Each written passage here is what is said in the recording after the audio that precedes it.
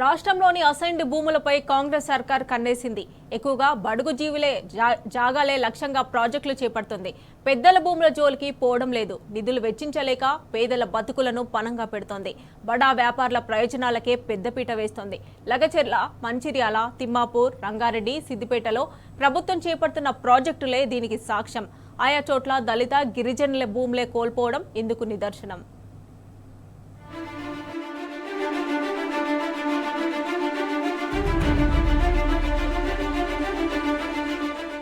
నిరుపేదల జీవనోపాధి కోసం ప్రభుత్వాలు గతంలో ఇచ్చిన అసైన్డ్ భూములపై కాంగ్రెస్ సర్కార్ కన్నేసినట్టు స్పష్టమవుతున్నది. ఏడాది పాలనలో ప్రాజెక్టుల పేరుతో ఇచ్చిన భూసేకరణ నోటిఫికేషన్లను పరిశీలిస్తే దళిత, గిరిజనుల భూములే ఎక్కువగా ఉన్నాయి. దేశవ్యాప్తంగా సంచలనం సృష్టించిన సీఎం రేవంత్ సొంత నియోజకవర్గం లగచర్ల, దుద్యాలతో పాటు రంగారెడ్డి జిల్లా తిమ్మాపూర్ పారిశ్రామికవాడ. ఈ జిల్లాలో వేస్తున్న గ్రీన్ ఫీల్డ్ హైవే, ఇలా రోడ్లు, పరిశ్రమల పేరుతో ప్రభుత్వం ఎక్కడ భూసేకరణ చేపడుతున్నా ఎక్కువగా అసైన్డ్ భూముల్నే లక్ష్యంగా చేసుకుంటున్నది. పట్టా భూములకు నష్టపరిహారం ఇచ్చేందుకు డబ్బు వెచ్చించలేక అసైన్డ్ పట్టాదారులంతా పేదలే కావడంతో వారి నుంచి నయానో భయానో భూములను గుంజుకోవడం సులభమన్నట్టుగా వ్యవహరిస్తున్నది. లగచర్ల, మంచిర్యాల, తిమ్మాపూర్, భూపాలపల్లిలోని పలిమెలతో పాటు తాజాగా యాచారం, కడ్తాల్, ఆమనగల్లు తదితర ప్రాంతాల్లో చేపట్టిన భూసేకరణలో ఇదే విధానం బయటపడింది.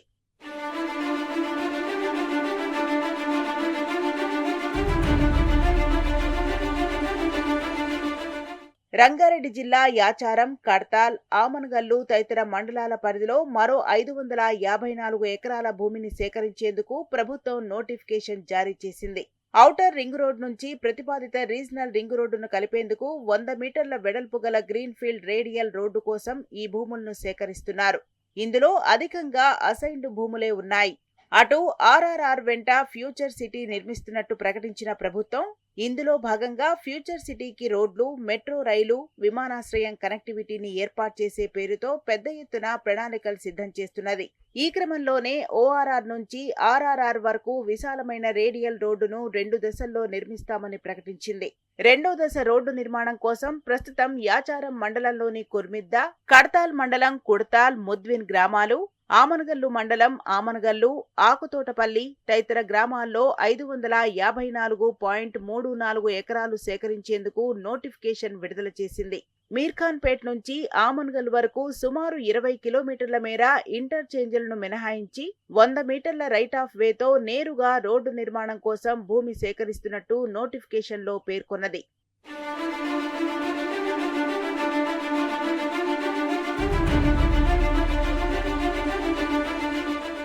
రేడియల్ రోడ్డు కోసం నోటిఫై చేసిన భూముల్లో పట్టా, అసైన్, సీలింగ్, ప్రభుత్వ భూములున్నాయి. ఇందులో 70 నుంచి 80% అసైన్, ప్రభుత్వ భూములే ఉన్నాయని స్థానిక రైతులు చెబుతున్నారు. వీటికి ఆనుకొని కొందరు పెద్దలకు సంబంధించిన భూములున్నా వాటిని తీసుకోకుండా ఉద్దేశపూర్వకంగా అలైన్మెంట్ ను తమ భూముల నుంచి వెళ్లేలా చేశారని దళిత రైతులు ఆరోపిస్తున్నారు.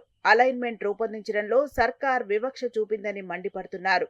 ఈ భూములకు సంబంధించి రంగారెడ్డి జిల్లా కొంగరకలాన్లో ఉన్న శంషాబాద్ స్పెషల్ డిప్యూటీ కలెక్టర్ కార్యాలయంలో మరిన్ని వివరాలు పొందవచ్చని నోటిఫికేషన్లో తెలిపారు. భూసేకరణ చట్టం ప్రకారం భూముల్లోకి ప్రవేశించడం, సర్వే చేయటం, కొలతలు తీసుకోవడం, తవ్వకాలు జరపడం, బోరు వేయటం, ఇతర చర్యలు చేపట్టడానికి సంబంధిత అధికారులకు పూర్తి అధికారం కల్పించినట్టు వెల్లడించారు. ఈ భూముల క్రయ విక్రయాలపై నిషేధం విధించారు.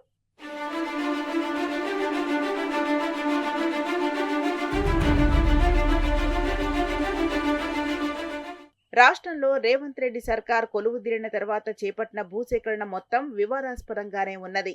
అన్ని చోట్ల ఇదే తంతు కొనసాగుతున్నది.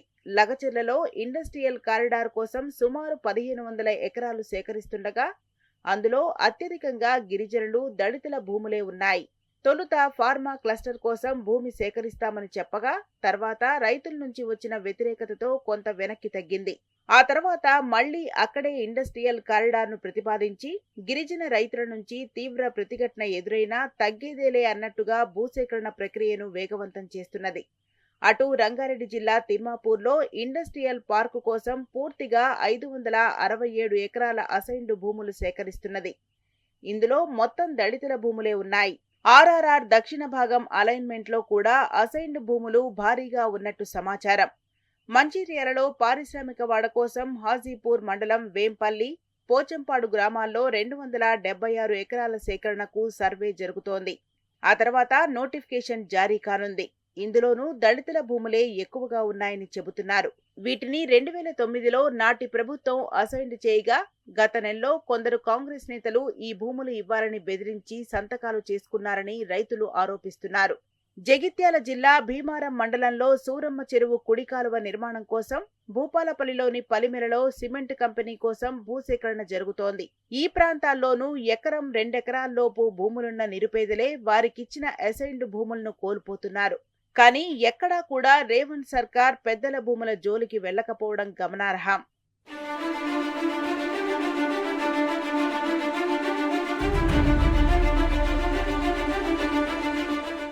ప్రభుత్వం బలవంతంగా భూసేకరణకు దిగడంతో పేదలు దిక్కుతోచని పరిస్థితిలో పడ్డారు. పోలీసులతో ఆందోళనలు అణిచివేస్తూ అక్రమ కేసులతో జైళ్లకు పంపుతుండటంతో చాలా మంది తీవ్ర భయాందోళనలకు గురవుతున్నారు.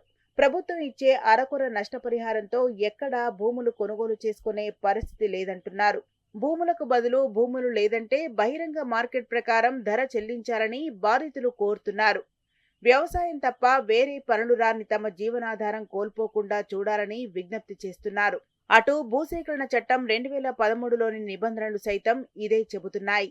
భూసేకరణలో పట్టా భూములతో సమానంగా అసైన్డ్ భూములకు పరిహారం ఇవ్వాలని స్పష్టం చేస్తున్నాయి. నిరుడు జనవరిలో హైకోర్టు సైతం ఇదే తీర్పునిచ్చింది. అసైనీలకు మార్కెట్ విలువకు సమాన పరిహారం, పట్టా యజమానులతో సమానంగా ఇతర ప్రయోజనాలు కల్పించాలని ఆదేశించింది. అటు సుప్రీంకోర్టు సైతం ఇవే మార్గదర్శకాలు ఇచ్చిందని న్యాయస్థానం గుర్తు చేసింది.